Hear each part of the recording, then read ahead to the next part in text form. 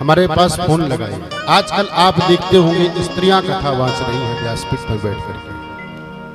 बहुत गंभीरता से इस बात को समझिएगा। हमारा किसी से व्यक्तिगत विरोध नहीं है, लेकिन हम किस लिए बैठे हैं? धर्म की बात बताने के लिए।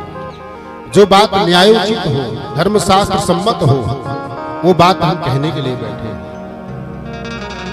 और स्त्री को व्यासपीठ पर बैठ करके श्रीमद् भागवत की कथा करना, धर्म पुराण का उपदेश करना, ये शास्त्र की आज्ञा नहीं है। लेकिन कारिता कड़ लोभी ना गेहे गेहे जले जले, धन के लोभ से आप एक सरल शब्दों में समझे, हर स्त्री का एक समय आता है महीने में जो स्त्री पूजा पाठ करने के योग्य नहीं होती। हमारे पूर्वज पहले के संत मनीषी और परंपराएं देहात में पहले भी थी, आज भी है। आज भी माताएं बहनें जो समझदार हैं वो, और जो छोटी छोटी बच्चियां हैं, जब उनका समय आता है तो उनकी माताएं और घर की बुजुर्ग महिलाएं उनको मना करती हैं कि बेटा जब ऐसा समय आए, अशुद्ध अवस्था का समय आए, तब तुम्हें मंदिर नहीं जाना है, पूजा नहीं करना है, पाठ नहीं करना है।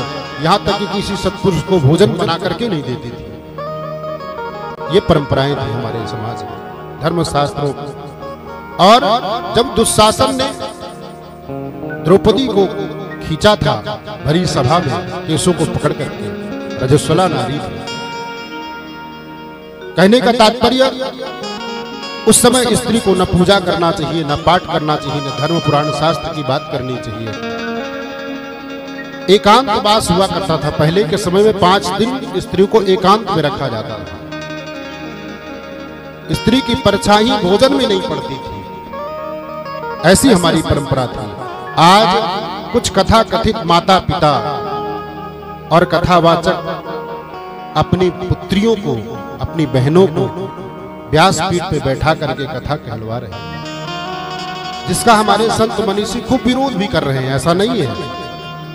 जगत गुरु स्वामी स्वरूपानंद जी सरस्वती जी विरोध करते करते भगवत धाम को चले गए।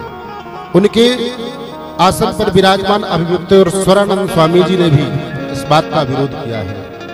और तो और हमारे व्रज के इस महान विभूति प्रेमानंद जी महाराज ने भी इस बात का खंडन किया है। प्रातः स्मरणीय मलुक पीठ वाले महाराज जी ने भी इस बात का खंडन किया है। श्रीनाथ गुरु जी ने भी इस बात का खंडन किया है। मनोज मोहन शास्त्री जी ने भी इस बात का खंडन किया है। यानी कितने महापुरुषों का नाम बताऊं।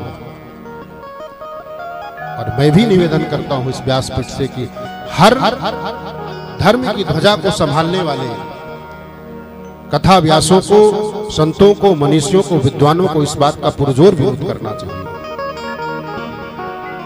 किसी स्त्री को व्यासपीठ पर बैठ करके कथा वाचने का अधिकार नहीं है।